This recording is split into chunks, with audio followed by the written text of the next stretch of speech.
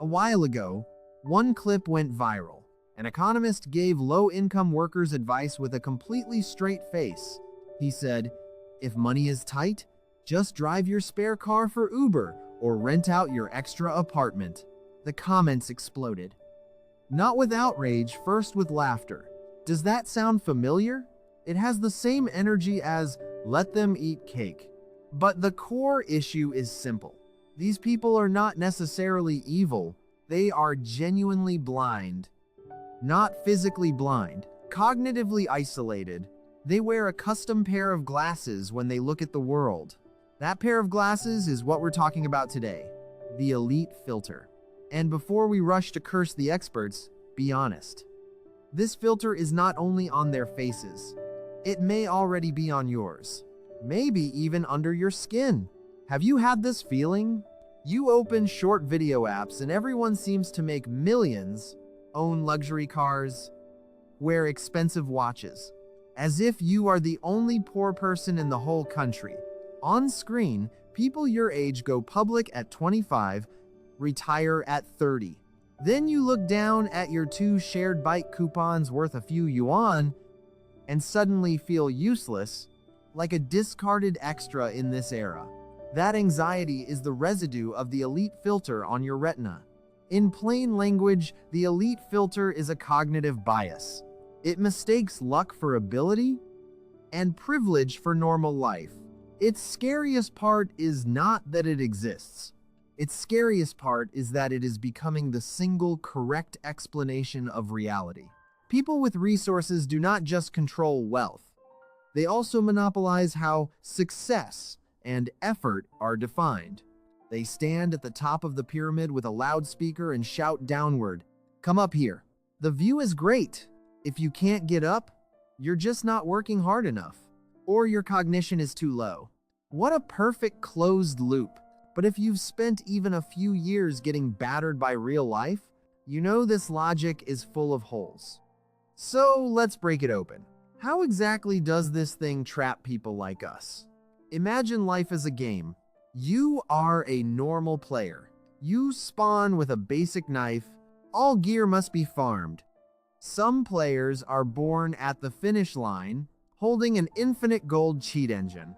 Then the cheat engine player clears the game, turns around, and writes a strategy guide titled, "How I Cleared the Game Through Early Rising and Discipline." He tells you he sleeps 4 hours, reads every day, and uses advanced mental models. Is he lying? Maybe not. He probably does wake up early. He probably is disciplined. But he never mentions his uncle who manages the server. He never mentions the God-tier starter pack he was born with. That is the first layer of the elite filter. Noise canceling your background. In their narrative, every success can be reduced to personal virtue. Musk succeeded because of first principles thinking. Buffett became rich because of long-term investing vision. They simplify highly complex, highly random, error-driven outcomes into a neat method that looks copyable. That simplification is seductive because it gives ordinary people an illusion. If I copy this, I can do it too.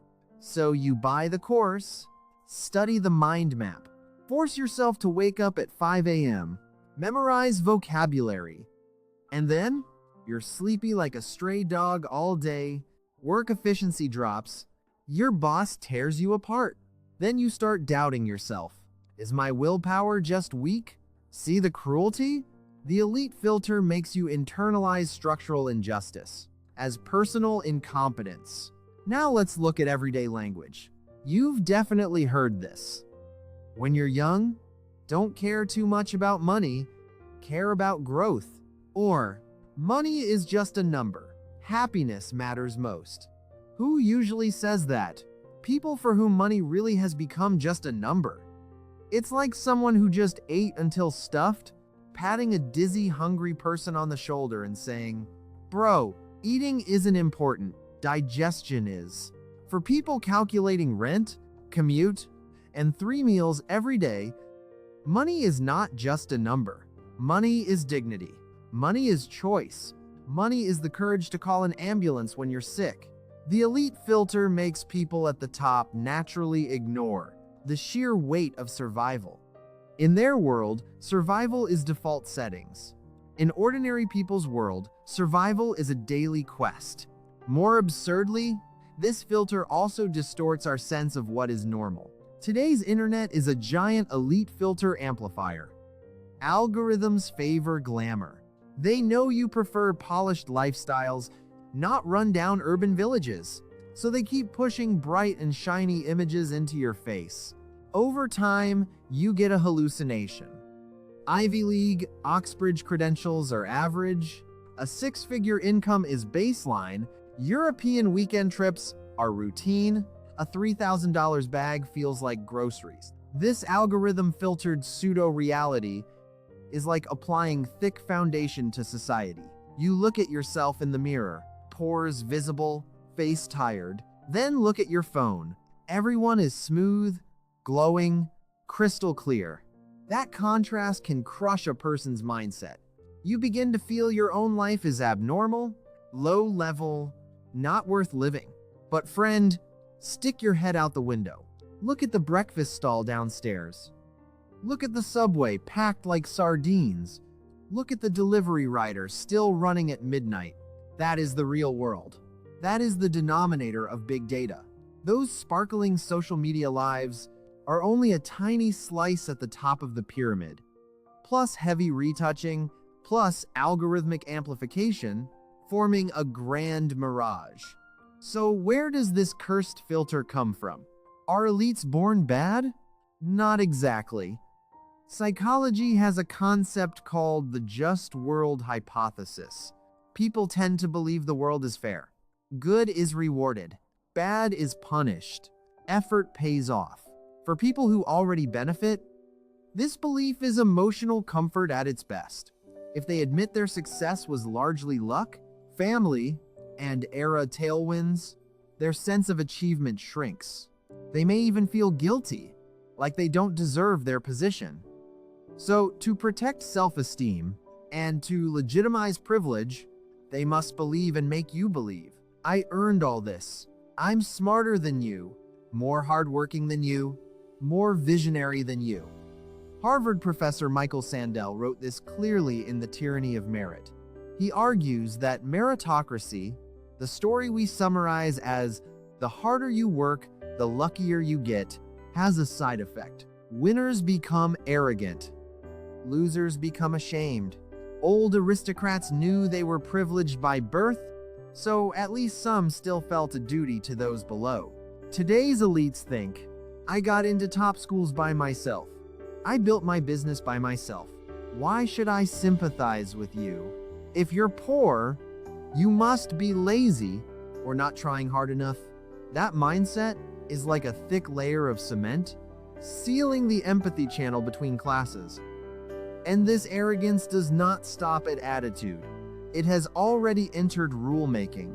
Look at hiring standards now. Top school pedigree, Ivy League, Oxbridge, elite graduate programs, and so on. What is being filtered? Not just intelligence, family finances too. A child who grows up in a remote mountain village, helps with farm work, and lacks education resources, must pay hundreds of times more effort just to stand on the same starting line as a big city child. But the elite filter erases those extra hundreds of times of effort and only looks at the final thin diploma. At this point, you may ask, if this thing is so harmful, why do ordinary people fall into it too?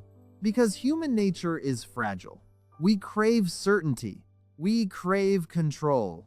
Admitting that effort does not guarantee success is brutally painful. It means you might fight your whole life and still remain ordinary. Compared with that, the fairy tale woven by the elite filter. Work hard and you can make a dramatic comeback is warm and addictive. It is psychological opium, giving one illusion of hope inside a grinding life. And we all have a follow the strong instinct. Evolution taught us that following winners increases survival odds. So we naturally worship successful people. Listen to them, copy them, Even when they speak nonsense, we treat it as scripture. Often, it's not that elites are desperate to brainwash you. It's that you voluntarily offer your head, hoping they can scrub out a brighter future. So what do we do now? How can ordinary people tell whether they've fallen in, and how do we climb out? First, run a self-check. When you see someone unlucky job loss, bankruptcy, illness, what is your first reaction? Compassion? Or reflex blame? They must have planned badly. They didn't work hard enough. They had poor habits. If you instinctively blame victims, congratulations. You are already wearing the elite filter. Even if you are not wealthy, you are using elite standards to judge your own class and yourself. Second, check whether you are attacking yourself for failing impossible standards. Do you feel guilty because you didn't do dawn meditation? Or bedtime reading? Do you feel like a failed parent because you can't pay for a 20,000 yuan summer camp? If yes, stop this mental self-harm immediately. Those standards were designed for the leisure and wealth class, not for you. Your task is to make life slightly more livable, under your real resource constraints, not to role-play a perfect person without the necessary conditions. To remove this filter, the most important move is demystification. Pull those lofty terms down from the altar. Fundamental logic, cognitive iteration, long-termism, translate them into plain language, and often they're just common sense. Don't be intimidated by decorative jargon. When someone keeps throwing giant buzzwords, either they are selling you something, or they haven't understood it themselves. Real wisdom is simple, like plain boiled water. It quenches thirst. At the same time, build your own coordinate system. Don't use someone else's map to find your road. Their destination may be a faraway place you may never reach. That does not mean your scenery is meaningless. You should care less about becoming Jack Ma and more about whether you are a little better than last year. Maybe you saved 1,000 yuan more, read one more good book, or got a bit healthier. That is real, touchable progress. We also need to accept ordinariness. Ordinary here does not mean giving up and rotting. It means acknowledging that most likely we will live an ordinary life. That is not shameful. This world is carried by the 99%. Street cleaners before dawn, nurses on night shift, couriers running all day, and office workers in cubicles. These seemingly tiny screws keep the giant machine running. Elites like to say mediocrity is a sin. That is often because they want to sell you indulgences. When you accept your own ordinariness, you gain armor. Then anxiety-selling rhetoric cannot stab you so easily. You'll discover drinking tea and reading is life. Drinking on the street is also life. Talking geopolitics is chatting. Complaining about family trivialities is also chatting. No hierarchy. Only real versus fake. One more thing matters deeply. Keep compassion for others. When you realize your small joys include luck, and other people's hardship includes structural constraints, you stop pointing fingers from above. That person squatting in the subway to eat a boxed meal is not low quality. They are trying hard to live. That auntie arguing over a few yuan is not uncivilized. She is surviving with force. When we tear off the elite filter, we see a rough but real world. There are fewer miracle comeback myths, more reluctant compromises, and ordinary perseverance. And that is exactly what life actually looks like. Romain Rolland once said, "There is only one true heroism in the world, to see the world as it is and still love it. A life beautified by filters doesn't need your love because it was fake from the start.